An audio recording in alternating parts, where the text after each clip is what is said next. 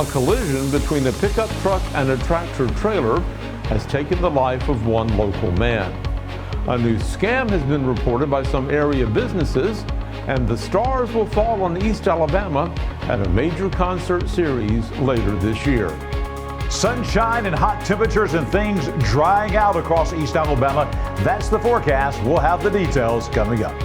Coming up in sports, one local athlete broke an American record in weightlifting.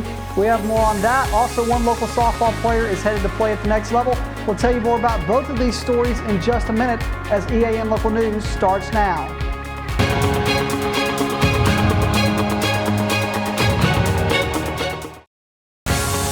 This segment of EAN Local News is brought to you by Oxford Lumber. Come visit any of our locations in Oxford, Jacksonville, Talladega, and Roanoke.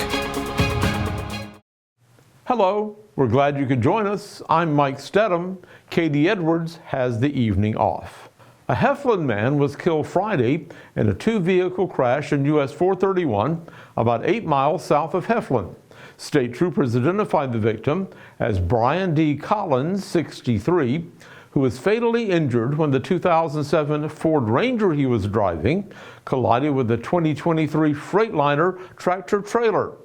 That Freightliner was being driven by Terry H. Ray, 65, of Cuseta. Collins was pronounced dead at the scene of the accident, and Ray was taken to Regional Medical Center in Anniston for treatment. Troopers are continuing to investigate the cause of that accident. Jacksonville city officials are warning businesses about a new scam hitting their city. They say that scammers are impersonating local event organizers this summer. Officials say that no one from the city of Jacksonville will solicit for vendors online. So anyone reaching out to offer vendor spaces for Jacksonville events through comments or messages intends to commit fraud. Vendors who are already in contact with scammers are advised to break off contact immediately. And by the way, all the Jax Fest vendor food truck spots are already filled for this year. Many Jacksonville residents took to social media over the weekend to report hearing a loud explosion. Jacksonville police said Sunday they received some leads in the case and they have discovered the source of that explosion. The individual responsible, whose identity has not been released by police, is said to have set off over 20 pounds of tannerite. That's a compound that's used for target practice with high-velocity bullets. Police say there have been no reports of any injuries or damages as a result of the explosion. When we return, get ready for some big shows coming to East Alabama. For over 60 years, Oxford Lumber has been servicing our area, and our customer service has always been our main focus.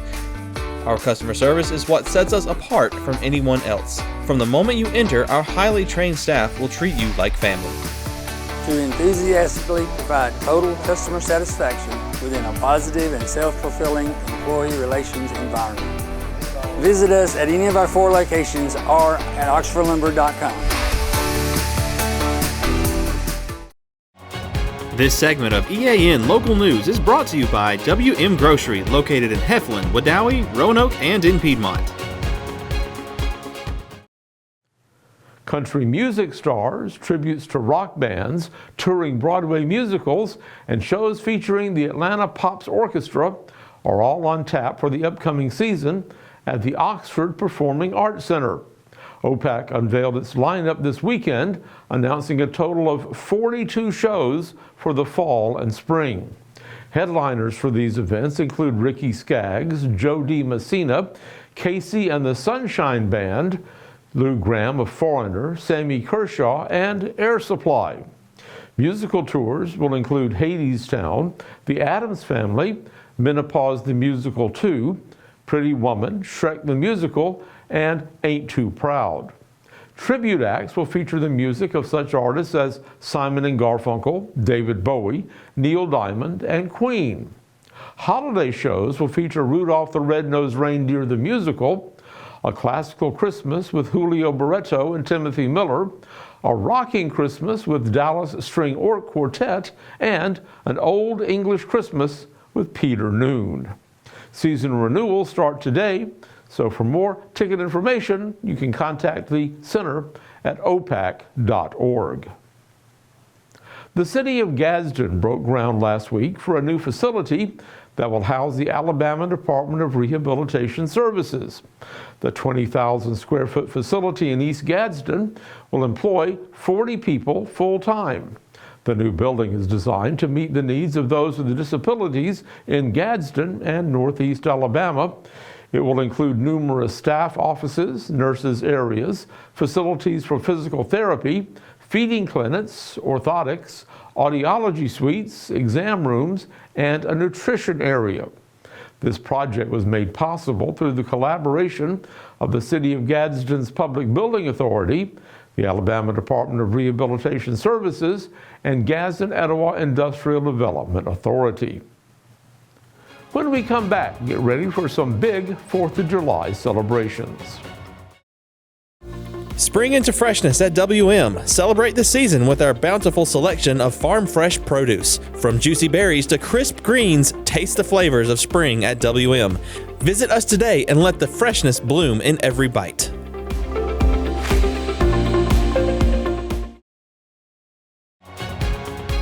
This segment of EAN Local News is brought to you by Waldrop Manufacturing, metal buildings made right here in Calhoun County. Oxford Lake will host its annual Freedom Festival this Thursday, July the 4th. The free day-long event will be held rain or shine. It will feature antique cars, games, prizes, food vendors, a parade, a petting zoo, and more. The festival starts off at 8 in the morning and concludes with a big fireworks show over Oxford Lake at 9 p.m. By the way, Oxford Police Chief Bill Partridge reminds the public that Freedom Fest will not permit people to bring in any of their own fireworks, and during this event, the entire area has been declared a drone-free zone. And what kind of weather will they be having at the Freedom Festival in Oxford? Or what kind of weather are we going to have for the 4th of July? Let's go over to the weather desk where John Holder is standing by with all the answers. Mike, the 4th of July is looking like your classic 4th of July in Alabama. Sunshine and heat with maybe a shower popping up in the afternoon. We'll have the complete 4th of July week forecast coming up next. For metal buildings in Alabama and the Southeast, Waldrop Manufacturing is your one-stop source. A Waldrop metal building provides the coverage and protection your investments need. They specialize in carports, RV covers, portable buildings, and storage buildings. Stop paying rent for storage. With Waldrop's price per foot, you can actually save money by buying straight from the manufacturer. Waldrop buildings are guaranteed because Waldrop manufactures buildings with U.S. steel right here in Calhoun County. Waldrop Manufacturing, serving the entire Southeast. Give them a call today.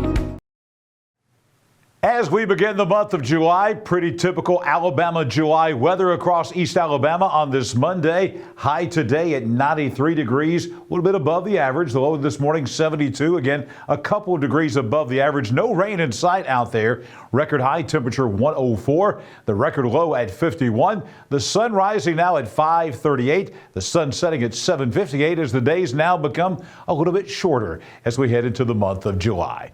Weather on your street. It's a Monday night. Going to take you out to Hathaway Heights Road in Anniston on the east side, heading up 10th Street Mountain. Dry and mild tonight once again. None of those late afternoon, early evening showers and thunderstorms we've had the last couple of days.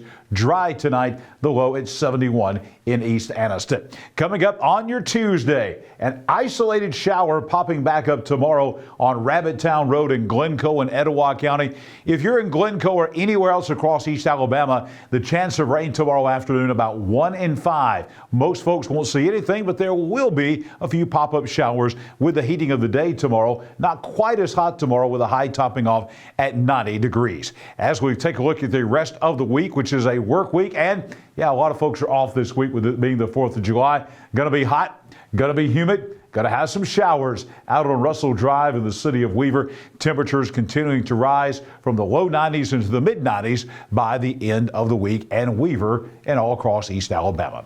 Here's the 7-day forecast, and you'll see a chance of showers just about every day. Of course, we're closing in on Thursday. That's the important day. That's the 4th of July, Independence Day. A lot of outdoor activities going on. It's going to be about 94 degrees, very hot, very humid.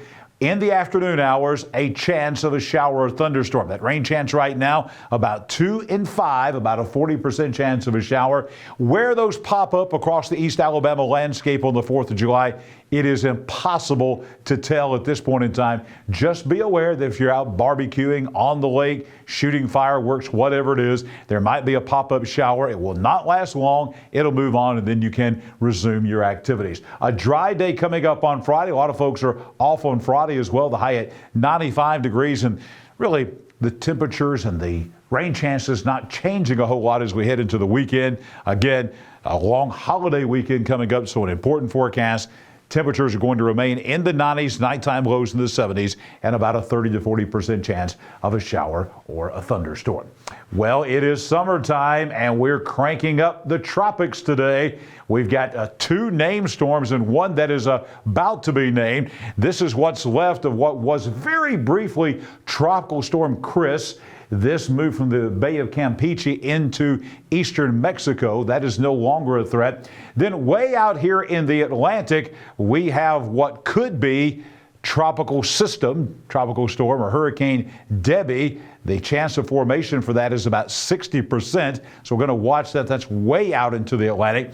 Of the more immediate concern is going to be Beryl. Beryl is now a Category 4 hurricane that is going to be moving right through the southern Caribbean. If you're in places like Jamaica, not going to be a fun time coming up over the next several days. The storm track right now takes that into the Yucatan Peninsula and should not be a threat to the United States in any way, shape, form, or fashion. However, we will tell you we're a long way away, and there is a chance that maybe the South Texas coast could get in on the action here. But already very active. This will be our 3rd name system, probably a 4th name system coming up later on in the week, and it's only the 1st day of July.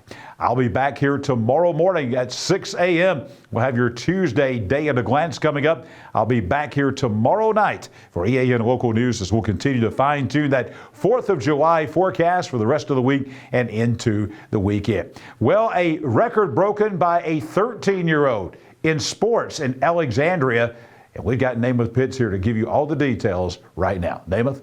Thanks, John. This past weekend, one local youth standout football player competed in a national weightlifting competition. Alexandria's Ashton Bruner just finished his 6th grade year and is headed to middle school. But Ashton is not like most soon-to-be middle schoolers. This past weekend, Ashton competed in the Fit Iron Throwdown in Statesboro, Georgia. Ashton broke 2 weightlifting records in the state of Georgia. Ashton competed in the U3 Division 82.5 kilo weight class. That weight class consisted of 12 and 13-year-olds. Here is Ashton breaking the unofficial American record of 413 pounds on squat. 114 pounds for his final squat test. Let's get behind him.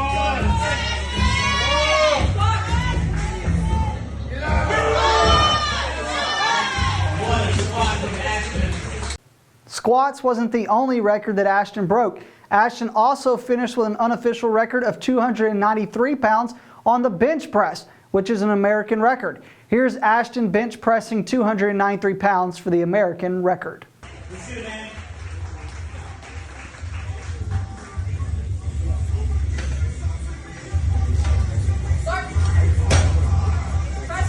Come on! Ashton topped his day off by deadlifting 375 pounds, which altogether gave him 1,085 pounds total, which is an American record. Records cannot be set until Nationals, which is in 2 weeks. But here is Ashton deadlifting 375 pounds to finish his day. Our youth athlete for the day. Let's get behind him, y'all. Lots of noise for Ashton Brunner, last lift of the day. Let's see it, man. Big crowd. What a lift. What a performance. Fresh off graduating from high school, an opportunity arose for one local softball standout. Cassidy Arnold was a standout catcher and third baseman for the White Plains Wildcats. She will now head to Southern Union to continue her softball career into college. Southern Union competes in the Alabama Community College Conference. The Alabama Community College Conference is part of the NJCAA, which is the National Junior College Athletic Association. Good luck to Cassidy Arnold with her future at Southern Union. That's it for EAN Local Sports. Let's go back over to Mike. Thanks for that update, Namath, and thank you for watching us today. And this evening, we'd like to give a big shout out to the winner of our Ultimate Summer Giveaway, Danielle Poole Ballinger. We thank you for entering the contest and we congratulate you for winning, and we thank everybody who entered our contest. Remember, you can find us here every weeknight on Facebook, YouTube, and on a variety of sites, including our site, the Calhoun Journal, and Newsbreak. Just go to the platform of your choice and watch our news, sports, and weather coverage whenever it's convenient for you. We'll see you back here Tuesday for your news on your schedule.